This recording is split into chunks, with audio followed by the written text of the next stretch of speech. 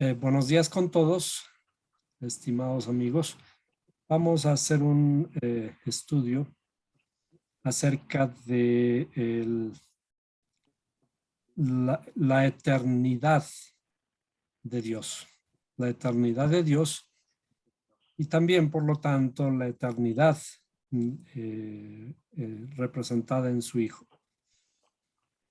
Y como no puede ser de otra manera, si Dios es el mismo, también Jesús, que en hebreo es Yahshua, es el mismo, y por eso vemos en la escritura que Jesucristo dice es el mismo ayer, hoy y por los siglos.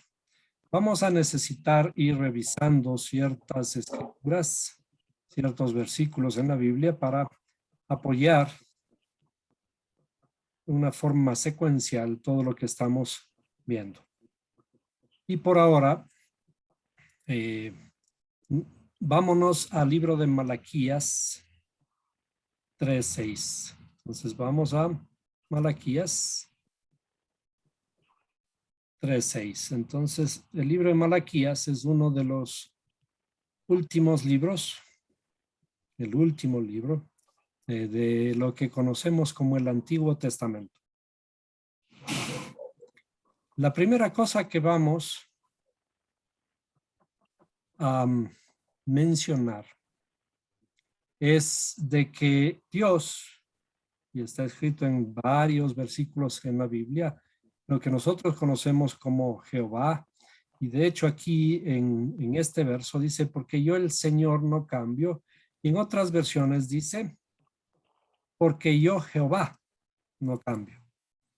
Este Jehová es lo que conocemos como, en hebreo, como el nombre sublime de Dios. Esto vamos a comprobarlo aquí.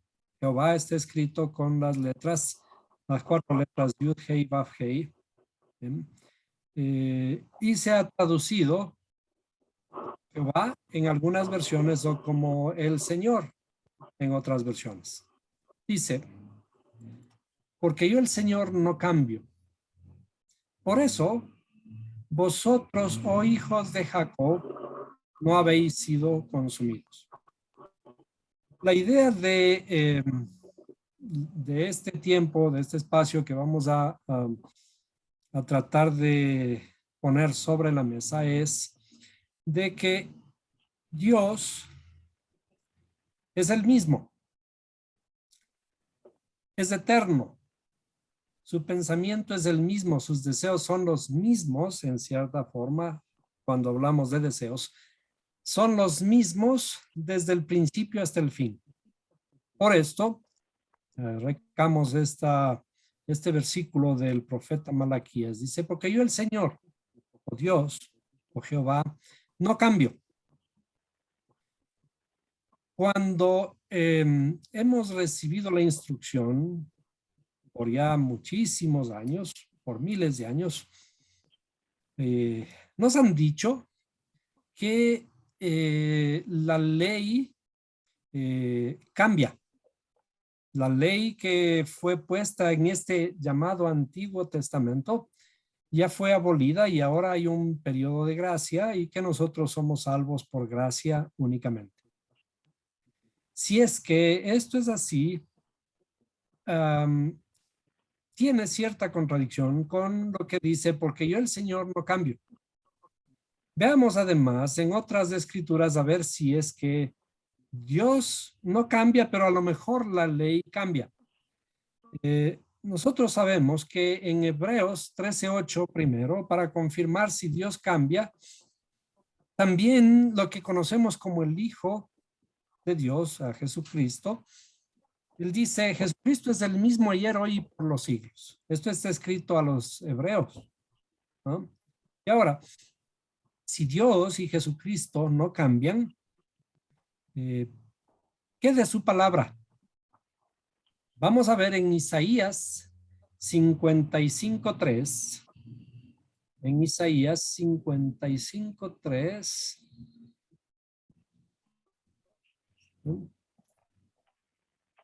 Isaías 55:3. Lo que nosotros conocemos como el Antiguo Testamento, la ley,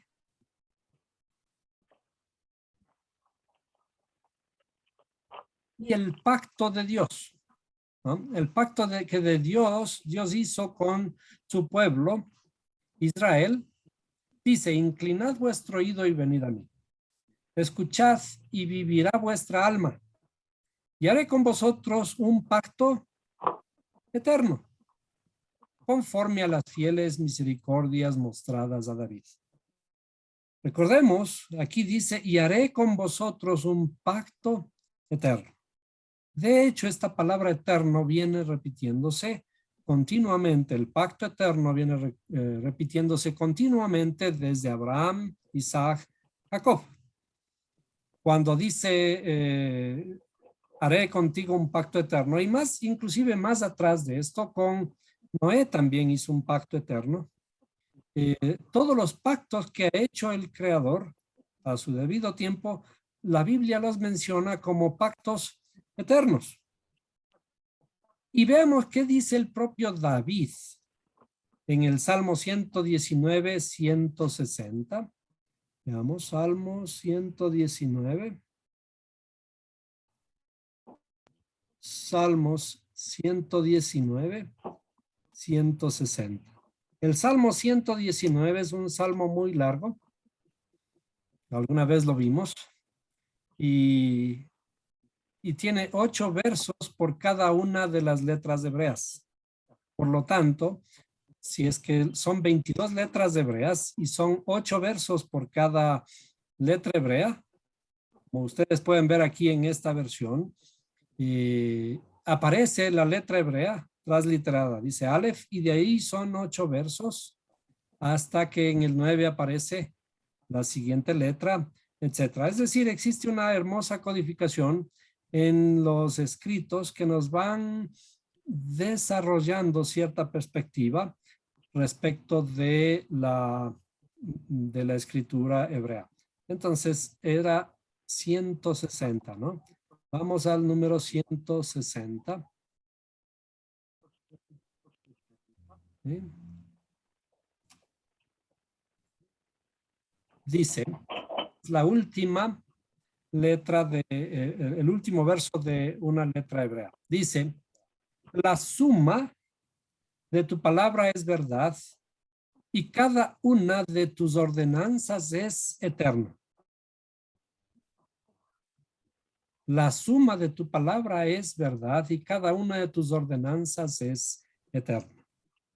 Y cuando vemos aquí, no solo ordenanzas, sino también en varios otros lugares, habla de que la ley de Dios es eterna.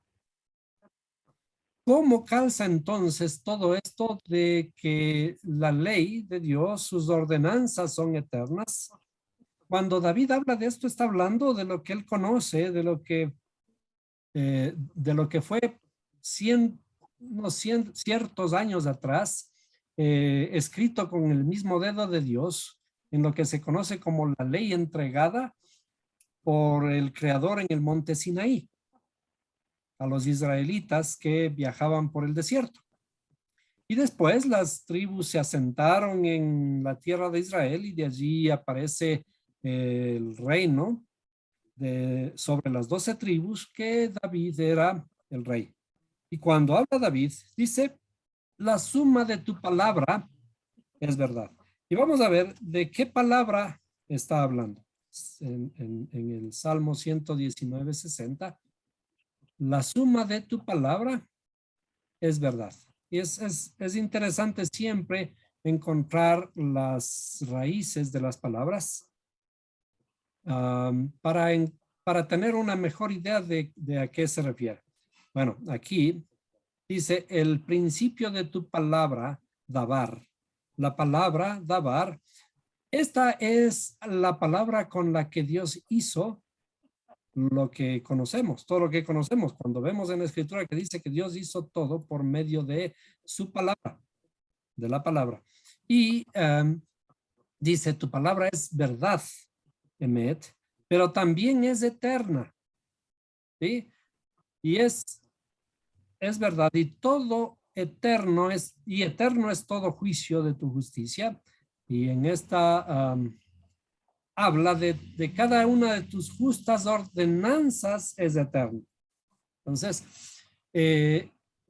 vamos a resumir todo esto en una sola pantalla para que plantear. Vamos a plantear este principio, digamos, este principio bíblico. ¿Sí? Vamos a ponerlo por aquí. Dios, a ver. Dios no cambia. ¿Sí? Su palabra es eterna y por lo tanto su pacto también es eterno. ¿Ah? Si Dios no cambia, aquí incluimos también a Jesús, ¿no? A Jesús, por eso Jesús confirma esto de que Dios no cambia. Estos deben ser principios, principios están escritos en la Biblia. Y al estar escritos en la Biblia, nosotros tenemos que pensarlos así, creerlos de esta forma. Y de hecho tiene que ser así.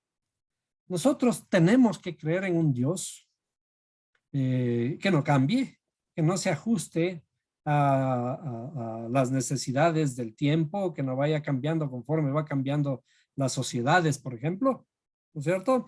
Que Dios sea el mismo todo el tiempo.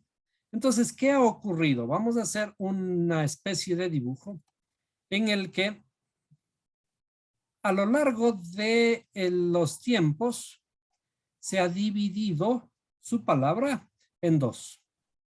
Se dividió su palabra en dos. ¿Sí? En todo lo que es antes de nuestra era, antes de Cristo le llamamos el Antiguo Testamento. Y todo lo que ocurre después de la venida de Jesús le llamamos el Nuevo Testamento. Ahora, esto que nosotros llamamos antiguo y nuevo ya presupone una división, ya presupone un cambio. Cuando hablamos del Dios anterior que está descrito en el Antiguo Testamento, de hecho, inclusive aquí vemos un Dios vengador o vengativo, ¿sí? Un Dios iracundo, ¿sí? Un Dios castigador. Y algunas de estas cualidades, ¿no? Cualidades parecidas. Y cuando luego vemos en el Nuevo Testamento, decimos un hijo o Jesús más amoroso, ¿sí? Jesús amoroso, ¿sí? Perdonador, misericordioso.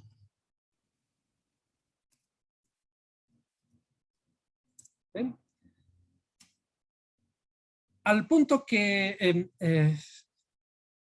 lo que parece imposible, la salvación aquí, vamos a ponerle también salvación imposible en el Antiguo Testamento, ¿sí? Va a haber una salvación imposible o difícil, muy difícil, por eso habla de que con la ley era muy difícil ser salvo. Ahora la salvación es cuestión de gracia. Y es solo cuestión de creer. Cuestión de creer, dice, cree en el Señor Jesucristo y será salvo. Es decir, muy rápidamente, las reglas en cuanto a la salvación cambian. En el Antiguo Testamento, inclusive el mismo Dios se muestra de una forma muy difícil, ¿sí? Muy castigador. Y con una salvación muy difícil a través de la ley. Hasta que, bueno, Dios mismo decide, dice, Dios mismo decide mandar a su propio hijo para abolir todo lo que estaba en el Antiguo Testamento. Toda esa ley muy difícil y ahora hacerla de alguna forma un poco más fácil. Ya no tenemos que hacer. Aquí dice, en esta escritura dice, no por obras, ¿sí? No por obras. La salvación no es por obras. Mientras tanto, en el Antiguo Testamento era por obras, ¿sí? La salvación es por obras. Esta idea que hemos venido aprendiendo a lo largo de miles de años, voy a presentar una perspectiva diferente. Voy a presentar una perspectiva que de alguna forma inicia aquí con esto. Dios no cambia, su palabra es eterna, su pacto es eterno. Su palabra, cuando decimos su palabra, también su ley. Su ley es eterna. Vamos a ponerle por ahí. Su ley es eterna. Y al ser eterna, su ley también no cambia.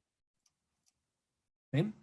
Esta perspectiva está basada en una profundización de la escritura para encontrar algo interno. Si nosotros vemos en una forma literal toda la Biblia, existen diferencias, de eso estamos de acuerdo. Existen diferencias en lo que está en el Antiguo Testamento y lo que está en el Nuevo Testamento. Esos relatos de alguna forma sí parecen ser así, que parece renovarse Dios y parece cambiar Dios. Pero cuando estudiamos un poco a profundidad, encontramos de que en realidad estos principios de aquí, Dios no cambia, se cumplen. Su palabra es eterna, se cumple.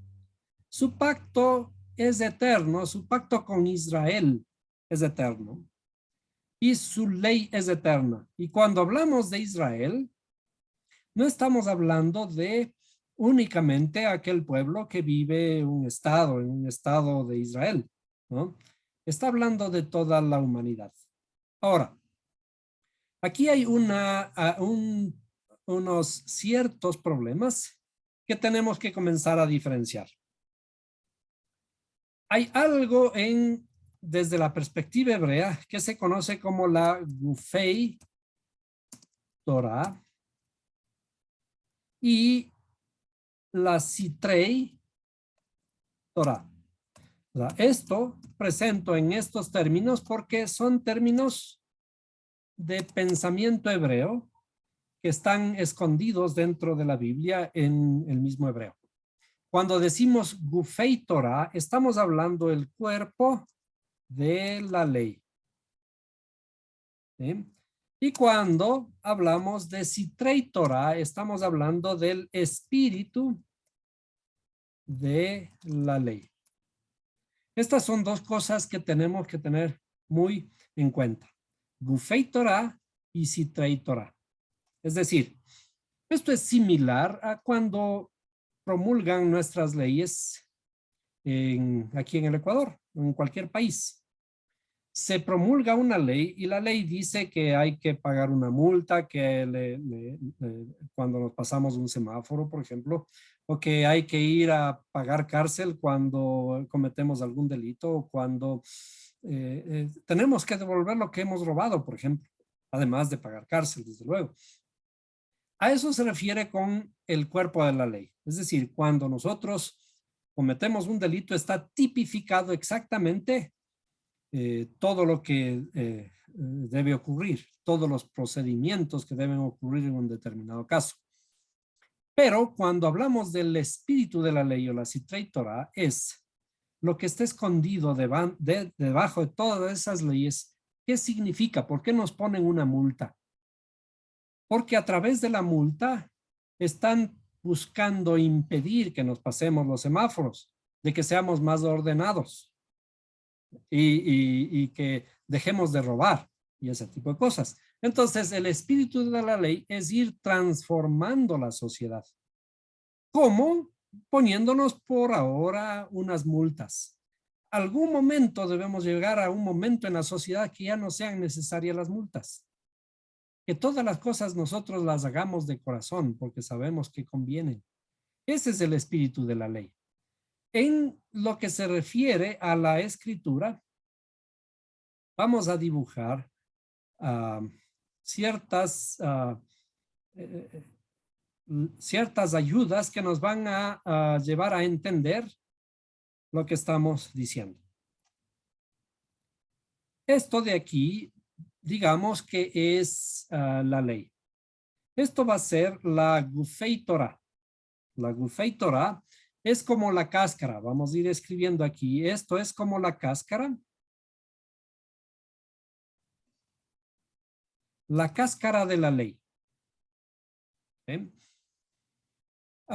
Esto es también lo que en el Nuevo Testamento Pablo dice que es mi ayo, ¿sí? Mi tutor. La ley ha sido mi ayo, mi tutor, ¿sí? Es decir, mi guía. Este también es la parte que dice que cambia. Esta parte fue abolida o cambia, ¿sí? Ha cambiado, ¿sí? Por ahora vamos a ponerle simplemente así. Y luego internamente vamos a poner otra capa. Así.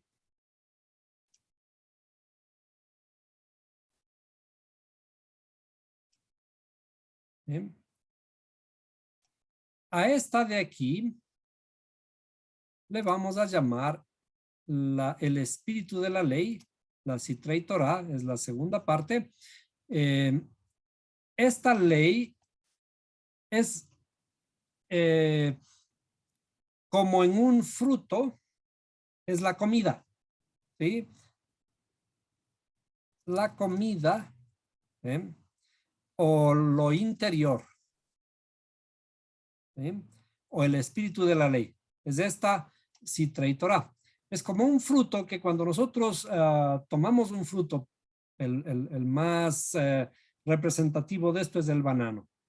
Cuando tomamos un banano, tenemos que romper la cáscara para tomar el alimento que está internamente. ¿Cierto? Otro ejemplo de esto serían las habas. Las habas vienen en unas vainas, ¿sí? Y esas vainitas hay que retirarlas para encontrar el fruto adentro, la comida. Y esa comida inclusive tiene otra capita más, ¿no? Por ahora vamos a dejar esto en dos capas. La capa de lo que vamos a llamar aquí la ley. Y pongámosle aquí, esto es la ley, ¿sí? Lo que en términos de la Biblia es el Antiguo Testamento.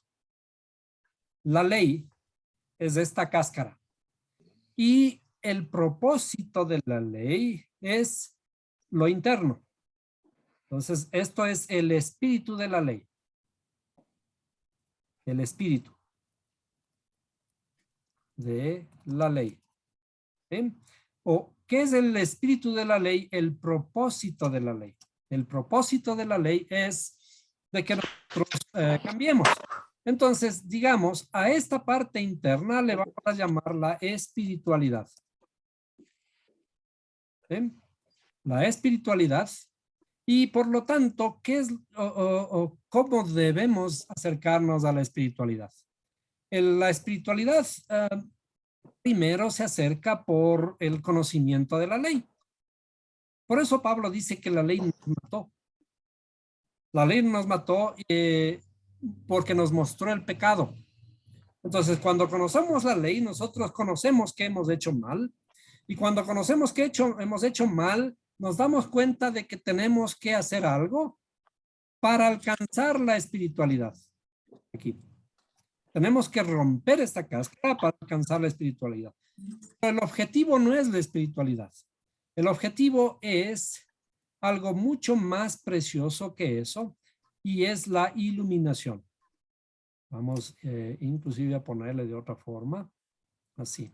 El propósito de la espiritualidad, del conocer la ley y conocer la espiritualidad, es la iluminación. Entonces vamos a poner aquí la iluminación.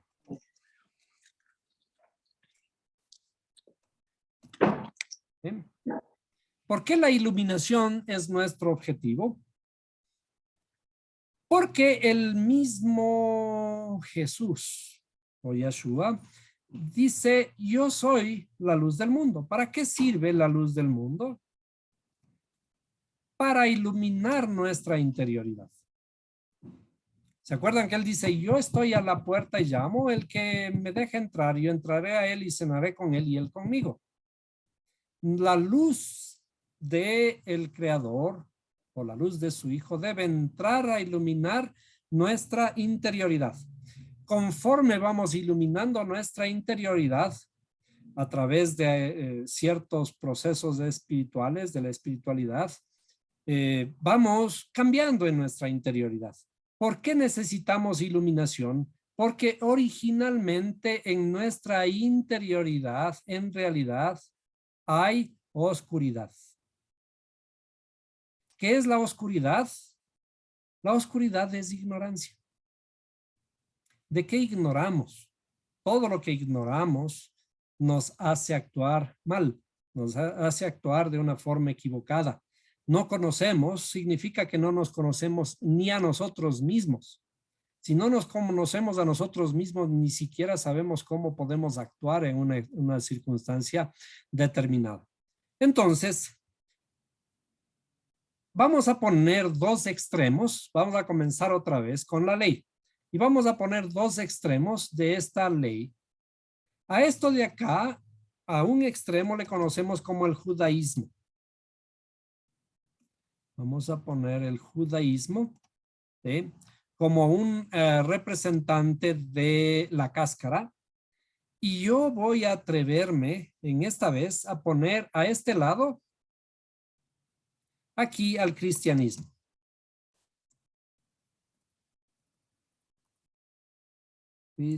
Cristianismo. ¿Ah? Le vamos a poner en el otro extremo el cristianismo. Los dos, cuando se asume la lectura de la Biblia en la forma literal, estamos conociendo esta cáscara. Esto es lo presentado por el judaísmo. Vamos a señalarlo bien, vamos a ponerle, a resaltarlo aquí. El judaísmo está encargado de preservar la ley, preservar el Antiguo Testamento. Ese es su trabajo. A través de una rigurosidad del cumplimiento de los preceptos. Es decir, todo lo que está escrito en el Antiguo Testamento, estos judíos le hacen a rajatabla. Y punto. Y presentan el Antiguo Testamento como la ley de Dios, obviamente, como está escrito en lo que hemos visto en el Antiguo Testamento, la ley de Dios es eterna. Ahora, la otra literalidad basada, vamos a poner aquí, vamos a poner esto como el Antiguo Testamento, ¿no? El Antiguo Testamento. Y ahora vamos a irnos al Nuevo Testamento que presenta el cristianismo. Veamos por aquí. El Nuevo Testamento que presenta el cristianismo dice, todo esto que presenta el judaísmo cambió. Ha cambiado por Jesucristo. Entonces, esta es la segunda visión de la parte literal. Ahora, estas dos visiones en realidad están operando o trabajan únicamente en este nivel de la cáscara, lo que conocemos como Gufei Torah o el cuerpo de la ley. ¿Por qué decimos en el cristianismo que ahora es diferente. Vamos a poner por aquí temporalmente, que ahora es, como dijimos, un poco más fácil, ¿no? Es un poco más fácil, es cuestión de aceptar a Jesucristo y todas las cosas cambian. Y desde esta perspectiva hemos dicho que esto de acá es difícil. Veamos si es que esto calza con lo que estamos diciendo. Cuando leemos en la misma Biblia, vamos a ir a pasarnos a lo que dice, ¿dónde está?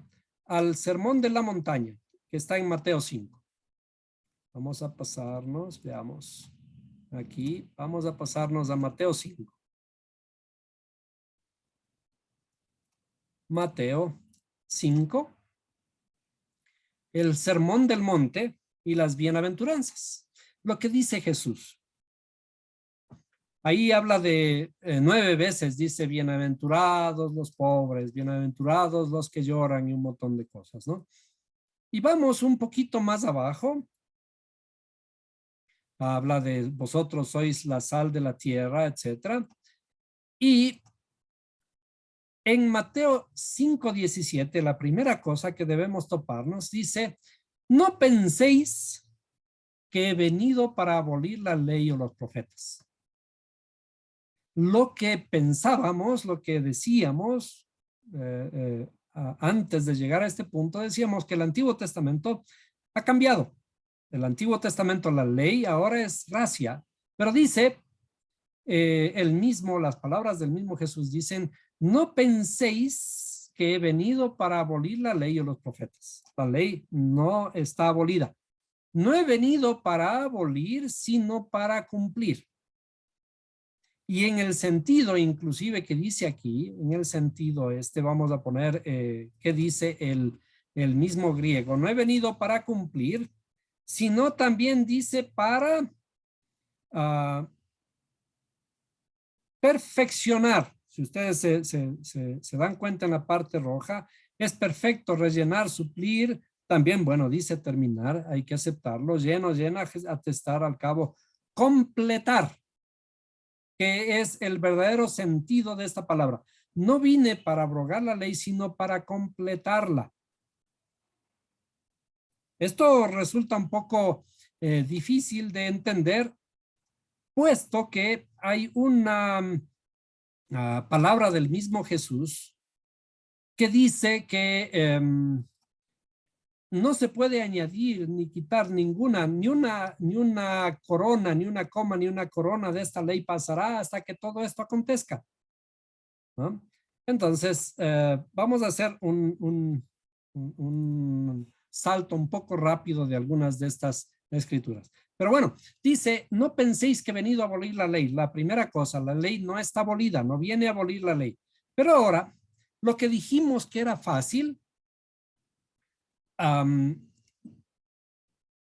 y aquí mismo está, dice Mateo 5:18, porque en verdad os digo que hasta que pasen el cielo y la tierra, no se perderá ni la letra más pequeña ni una tilde de la ley, hasta que toda se cumpla. ¿De cuál ley? En ese tiempo no había ninguna otra ley que la ley expresada en lo que conocemos como la Torá, en el Pentateuco, los 5 primeros libros, el Antiguo Testamento. Es decir, esta ley no pasa ni siquiera una sola tilde. Cualquiera pues que anule uno de estos mandamientos, aún de los más pequeños, y así lo enseña a otros, será llamado muy pequeño en el reino de los cielos. Pero cualquiera que los guarde y los enseñe, este será llamado grande en el reino de los cielos. Ahora, ¿qué decía la ley antigua, como fue mencionado la clase anterior? Entonces, alguien decía, se dijo, no matarás, ¿no? Y cualquiera que cometa homicidio será culpable ante la corte. Y aquí viene una cosa muy interesante, que dice, mas yo os digo, esta es una palabra típica de Jesús, pero yo os digo, que todo aquel que esté enojado con su hermano será culpable ante la corte, solo por un enojo. Y cualquiera que diga raca a su hermano será culpable delante de la Corte Suprema. Y cualquiera que diga idiota será reo del infierno de fuego. Es decir, ni siquiera tenemos que enojarnos para ser ya culpables de la ley. Es decir, aquí aparece un endurecimiento de la propia ley. Jesucristo le vemos como algo más flexible que viene a abolir la ley, pero él no viene a abolir ni siquiera eso, sino que viene a mostrarnos un aspecto más riguroso de la ley. Dice que tenemos inclusive que si vas a presentar una ofrenda en el altar y así te acuerdas de tu hermano, que tu hermano tiene algo contra ti, anda, deja ahí esa ofrenda un momentito y anda, reconcíliate con tu hermano. Y después de reconciliarte, ven y presenta tu ofrenda. Vamos un poquito, perdón, yo hice algo mal, Mateo 5, vamos a regresar a Mateo 5.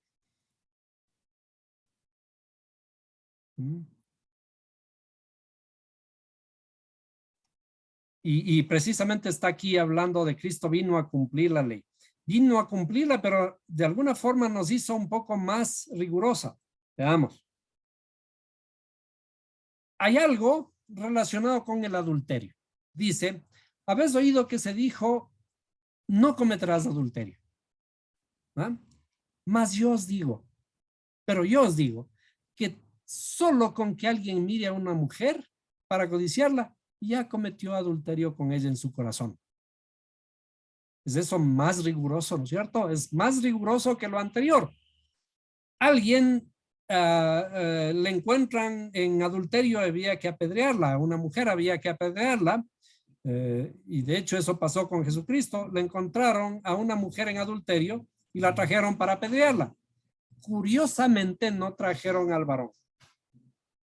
Solo trajeron a la mujer para apedrearla. Al varón o se oyó o lo perdonaron. Pero no trajeron a la pareja que estaban adulterando para ejecutar la pena de muerte sobre ella, para apedrearla, ¿no? Pero bueno, Jesús, él dice, solo con el pensamiento es suficiente, es decir, es más riguroso. Pero aún siendo más riguroso cuando ocurrió el problema de la mujer adúltera, él la perdonó, ¿no? Veamos algo más respecto de esto de ser más riguroso. Dice, si tu ojo derecho te es ocasión de pecar, arráncalo. Wow. Y échalo de ti, porque te es mejor que se pierda uno de tus miembros y no que todo tu cuerpo sea arrojado al infierno. Si tu mano derecha te es ocasión de pecar, híjole, si somos ladrones, por ejemplo, córtala y échala de ti, porque te es mejor que se pierda uno de tus miembros y no todo tu cuerpo vaya al infierno. ¿Qué es esto? Esto es más riguroso que la propia ley. ¿Sí? Cuando encontramos ahí que decía ojo por ojo, diente por diente, y de hecho está por aquí, habla también del divorcio, ¿no? Dice, antes estuvo establecido el divorcio, ahora ni siquiera se puede pensar en un divorcio, ¿no? Los juramentos, no hay que jurar, ¿no? Aquí está lo que estábamos hablando la clase pasada. Decía, habéis oído que se dijo ojo por ojo y diente por diente. Veamos si es así, ¿no? Pero yo os digo, no resistáis al que es malo, antes bien, a cualquiera que te abofetee en la mejilla derecha, vuélvela también la otra. Es decir, cambian las reglas y ya no vamos a la rigurosidad de la ley, vamos a algo más extremo. Inclusive, dejémonos pegar, ¿no?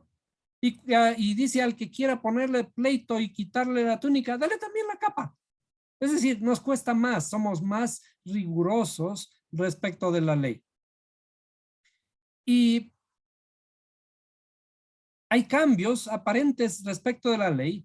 Dice, ¿habéis oído que se dijo amarás a tu prójimo y odiarás a tu enemigo? Dice, mas yo os digo amad a vuestros enemigos y orad por los que os persiguen. Es decir, hay una rigurosidad de la ley. Veamos, entonces, ¿qué es lo que está ocurriendo con lo que habíamos presentado aquí? ¿Ah? La ley era rigurosa y dijimos era difícil. Y sin embargo, ahora viene Jesús y vamos a ponerle de esta forma. Esto de aquí es del Antiguo Testamento. El Antiguo Testamento es muy riguroso. Y ahora vamos al Nuevo Testamento. Vamos a irlo poniendo así. Así. El Nuevo Testamento, de acuerdo a las palabras de Jesús, es inclusive más riguroso. Si solo pensamos para codiciar a una mujer, ya somos culpables. Y si mi ojo es ocasión de caer, me debo quitar. Naturalmente que todas estas cosas son alegorías de lo que tenemos que hacer en nuestra interioridad. Nosotros habíamos presentado en las clases pasadas que esta ley es un modelo de alguna forma estructurado en forma de historias que presentan el modelo de lo que debe estar internamente. Es decir, aquí esta ley se presenta con un templo, por ejemplo. El templo que debe ser construido de una forma, que debe tener un lugar en donde presentamos los animalitos para matarlos, que tenemos que sacrificar bueyes, que tenemos que presentar ofrendas de harina y ese tipo de cosas. ¿Sí? ¿Para qué? Para que un día al año el sumo sacerdote entre al lugar santísimo por nosotros. Esto estamos hablando de que es un modelo presentado en lo que conocemos como ley. El modelo. ¿Modelo de qué? El modelo de nuestra interioridad o modelo de nuestro templo interno. ¿Sí? El modelo de nuestro templo interno, ¿sí? Que debemos construir en nuestra interioridad. ¿Sí? Entonces, este templo es modelo de este templo de acá. Es decir, esta ley es modelo de todo lo que tenemos que hacer en nuestra espiritualidad interna. A esto es lo que vino Jesús o Yeshua con la iluminación que nos da. Entonces, dice que o viene a interpretar cuando él dice, mas yo os digo. Entonces, vamos a poner la luz aquí que dice, mas yo, vamos a ponerle inclusive así, os digo. Si lo que dice la ley es esta cáscara de aquí, lo que está haciendo Yeshua es interpretando este modelo, porque este modelo debe interpretarse en nuestra interioridad. Como decíamos, si Jesús dice, si tu ojo es ocasión de pecar, sácalo. No se trata de sacarnos de estos ojos físicos. Se trata de sacarnos el ojo de nuestra espiritualidad o sacarnos la mano de nuestra espiritualidad, porque la rigurosidad sí debe ser expresada aquí en esta parte interna nuestra, en nuestra espiritualidad. Es decir, la ley, ese modelo, el templo que debemos construir mediante esos aparentes mandamientos que están expresados aquí en la cáscara, son perfectamente aplicables a nuestra espiritualidad. Lo que viene a decir Yeshua es, la ley no cambia, solo que está mal interpretada. Los fariseos dicen correctamente lo que hay que hacer. Lo que pasa es que no hacen. Dice, hagan lo que dicen los fariseos, pero no hagan lo que ellos hacen. ¿No? Entonces, ahora, el modelo de todo lo que está ocurriendo en nuestra interioridad existe esta ley y vamos a ver de qué se trata esta ley. Vamos a irnos al libro de Tito. A ver, ¿dónde está? Por aquí dice Tito. En Tito 1:14. Tito 1:14. Tito 1:14 dice, no prestando atención a mitos judaicos. En otras versiones dice a fábulas judías y a mandamientos de hombres que se apartan de la verdad. ¿Cuáles son los mitos? ¿Cuáles son las fábulas judaicas? Es decir, cuando ya interpretamos adecuadamente la escritura, veamos aquí, cuando interpretamos adecuadamente la escritura, estos de aquí son las fábulas. Vamos a poner aquí. Estas son las fábulas judaicas o fábulas judías. Las fábulas o mitos judíos. ¿Ven? ¿Por qué la escritura habla de fábulas o de mitos judíos? Porque todo lo que está expresado en el Antiguo Testamento en realidad son alegorías, son fábulas. ¿Cómo conocemos que son alegorías? La misma escritura nos lo demuestra. Podemos, y para mostrar aquí cómo encontrar estas, vamos a poner alegoría. ¿Sí? Aquí mismo en Gálatas 4:24 nos da un detalle de Abraham, Agar y Sara. Dice, decidme, vamos desde el 21, dice, decidme los que deseáis estar bajo la ley. No oís la ley a la ley, porque está escrito que Abraham tuvo 2 hijos, uno de la sierva y otro de la libre. Pero el hijo de la sierva nació según la carne y el hijo de la libre por medio de la promesa. Esto contiene una alegoría. En otras versiones dice, esto es una alegoría. Pues estas mujeres son 2 pactos. Estábamos hablando de los pactos de Dios. Estas mujeres son 2 pactos. Uno procede del monte Sinaí que engendra hijos para ser esclavos y este es Agar. Ahora bien, Agar es del monte Sinaí en Arabia. Aquí yo quisiera que alguien interprete todo lo que está escrito aquí literalmente. Dice, ahora bien, Agar es del monte Sinaí en Arabia. El monte Sinaí no está en Arabia. Sin embargo, esta carta habla de que Agar es del monte Sinaí. ¿Cómo es que una mujer es un monte y además está en Arabia? Y corresponde a la Jerusalén actual. Un momentito. La Jerusalén actual no está en Arabia ni en el Sinaí, ni es una mujer. Es una ciudad que está en el territorio de Israel. Dice, y corresponde a la Jerusalén actual, porque ella está en esclavitud con sus hijos. Ahora, pero la Jerusalén de arriba es libre. Esta es nuestra madre. Híjole, Jerusalén, una ciudad, es nuestra madre. ¿Sí? Porque escrito está, regocíjate, oh estéril, la que no concibes, prorrumpe y clama, tú que no tienes dolores de parto, porque más son los hijos de la desolada que la que tiene marido. Bueno, habla de las 2 promesas o los pactos eternos que hizo Dios en el Antiguo Testamento y vimos que esos pactos eran eternos. Pero a dónde básicamente tenemos que comenzar es de que lo que está escrito acerca de Agar, de Abraham y de Sara son alegorías. Miren, en otra versión dice, lo cual es una alegoría. ¿Qué es una alegoría? Una alegoría en términos de lo que dice Tito es una fábula, es un mito. Es decir, lo que está escrito allí en las palabras de los sabios hebreos son fábulas,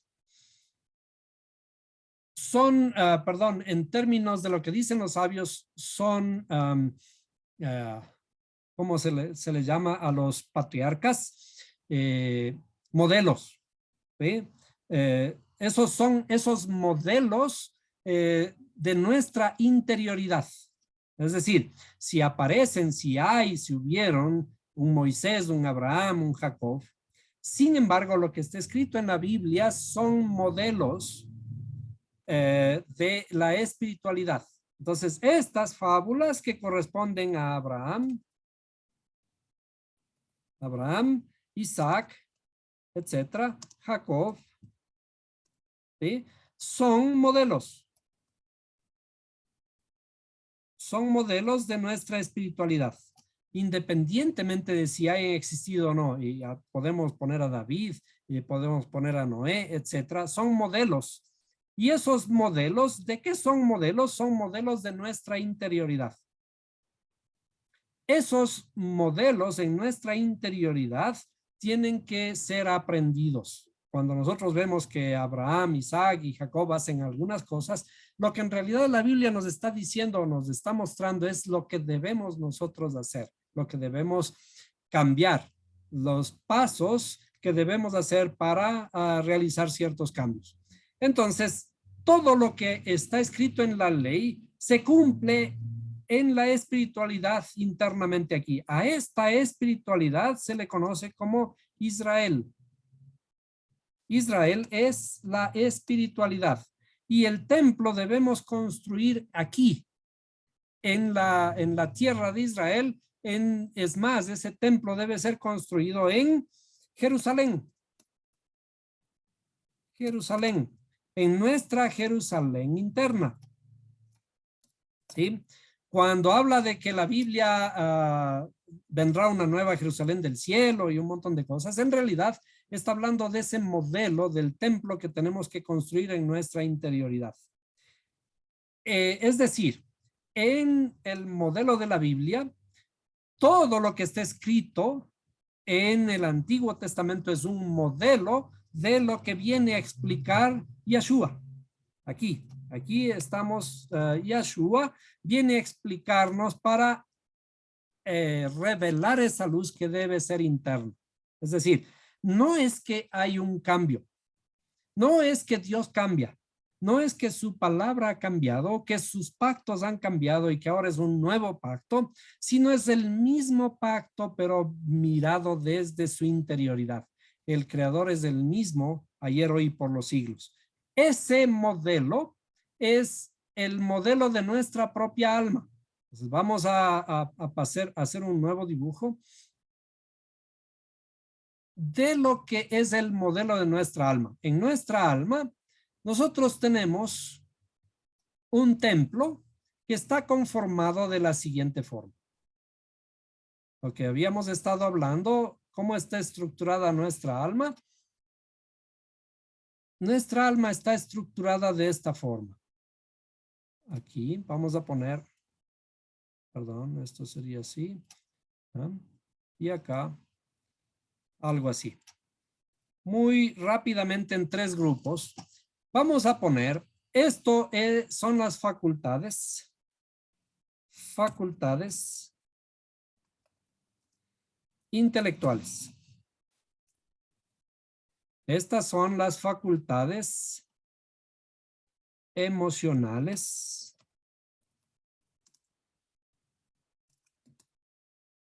Y estas son las facultades pragmáticas o de acción. Facultades pragmáticas o de acción. Este es el modelo de nuestra alma. En nuestra alma nosotros tenemos que construir nuestro templo. Por lo tanto, este es el templo. Todo esto es el templo que tenemos que construir. Entonces, este es el templo que tenemos que construir basados en el modelo que está escrito en el Antiguo Testamento. ¿Sí? Entonces, basados en el modelo del Antiguo Testamento. En el Antiguo Testamento, ese templo, ¿qué contenía? Contenía aquí un atrio, un lugar en donde se presentaban las ofrendas, en donde se sacrificaban los animalitos. Este era el atrio de las ofrendas. ¿Sí? Y luego se pasaba a un patio, al lugar santo. Este de aquí ya es el lugar santo. ¿Sí? Este es el lugar santo en donde debemos iluminar todo el tiempo con 7 lámparas. 7 lámparas deben iluminar siempre este lugar santo. ¿Sí? Debe estar todo continuamente iluminado. Y aquí adentro, para entrar en este lugar, este lugar se le llama el lugar santísimo. Vamos a poner aquí un velo. En el templo había un velo, vamos a ponerle inclusive de este color, un velo, así. Bueno, era de color, un color creo que, pongámosle de esta forma, así. ¿Sí? Aquí había un velo muy grueso que dividía el lugar santo del lugar santísimo.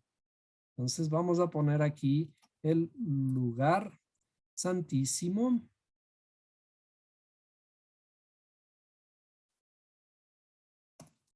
Santísimo.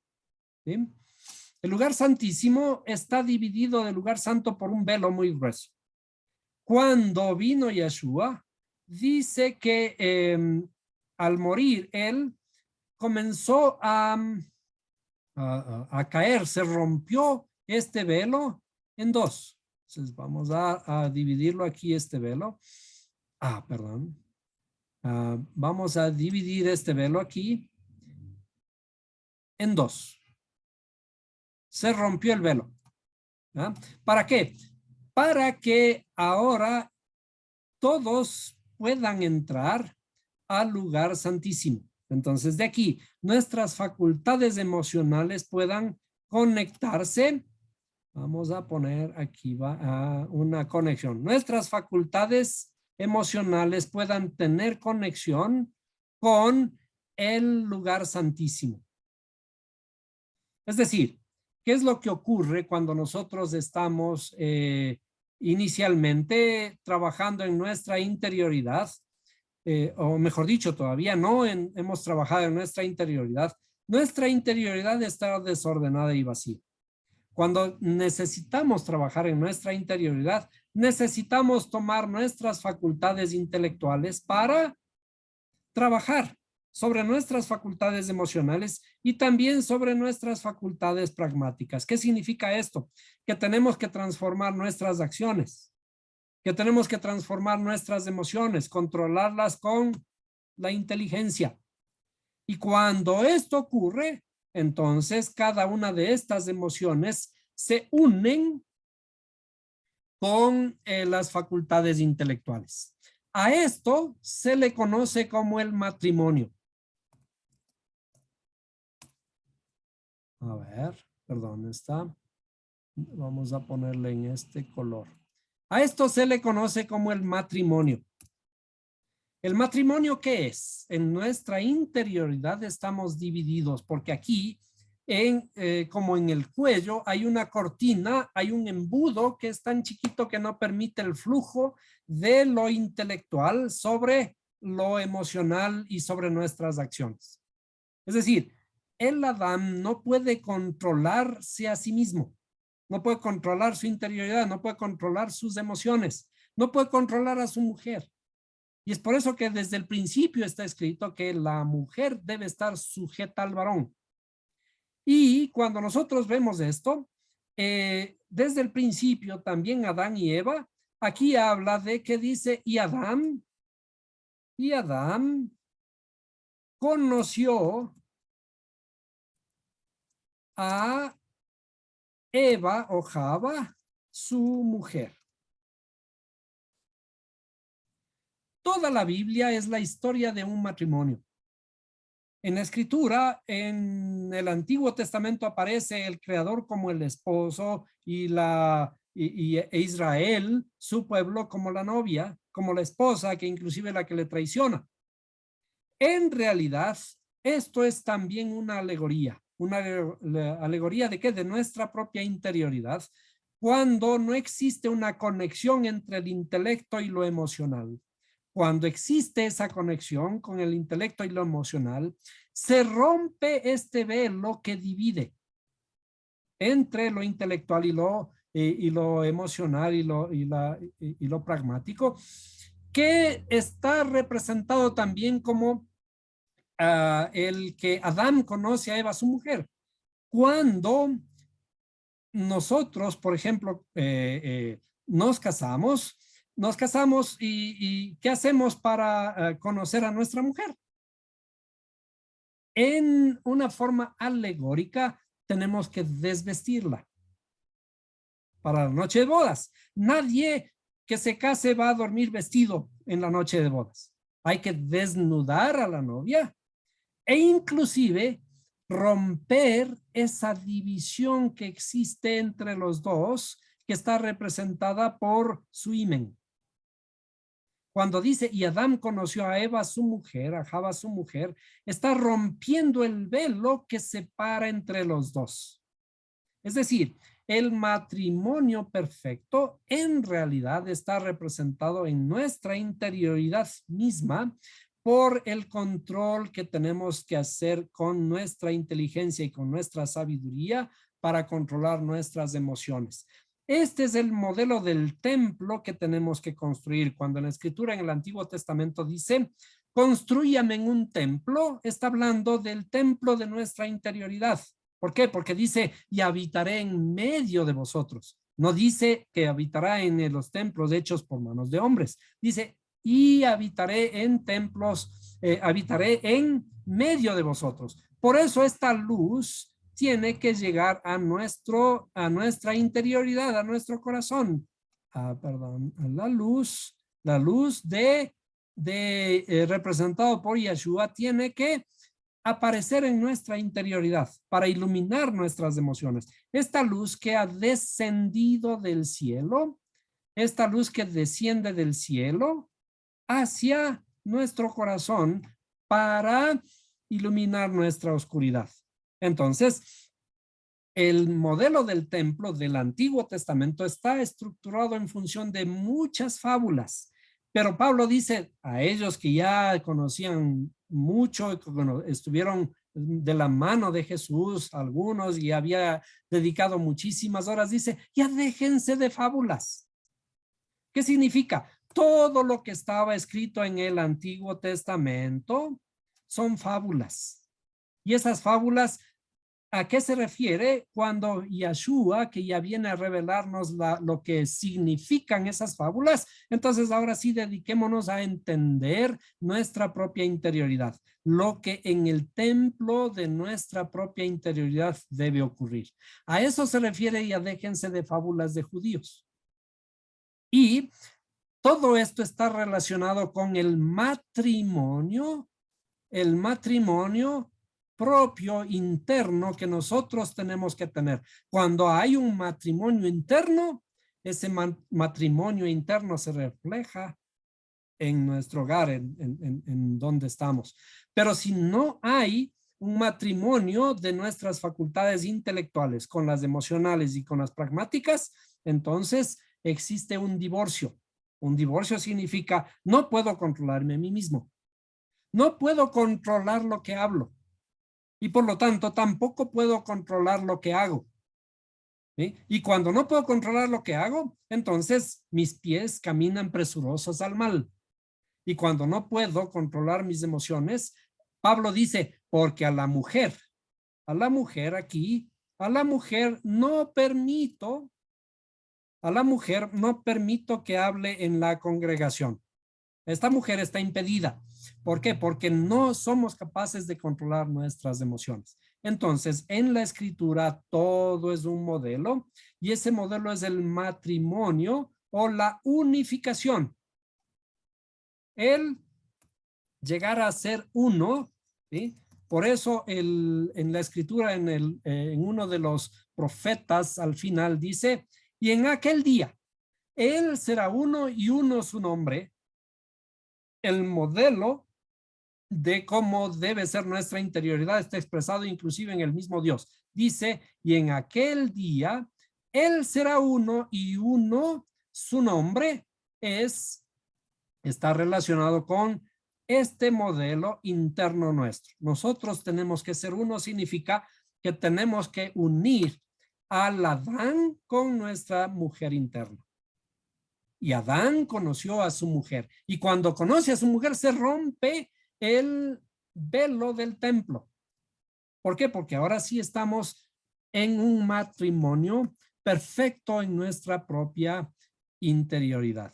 Entonces, todas las cosas son, todo lo antiguo, el Antiguo Testamento son modelos. Hemos visto que esos sacrificios que hay que hacer no son sacrificios reales, sino sacrificios de nuestra propia interioridad. No hay que llevar borreguitos, carneritos, palomitas a matarlos allí en el templo, sino que aquí en nuestra propia interioridad tienen que ser sacrificados esos animalitos que llevamos dentro, porque nosotros llevamos adentro un alma de piedra que tiene que convertirse en un alma humana. Nosotros llevamos dentro de nosotros un alma de animal que tiene que convertirse en un alma también humana. Entonces, todo lo que está escrito en la anterioridad, lo que conocemos como el Antiguo Testamento, es un modelo. Y Jesús, Yeshua, vino a explicar que esos son modelos, pero que tienen que ser entendidos de una forma inclusive hasta más rigurosa. Que tenemos que quitarnos la mano si hacemos mal, por ejemplo, pero no significa que literalmente tenemos que hacerlo, sino que hay cosas que tenemos que ser muy atentos para conseguir nuestra propia redención.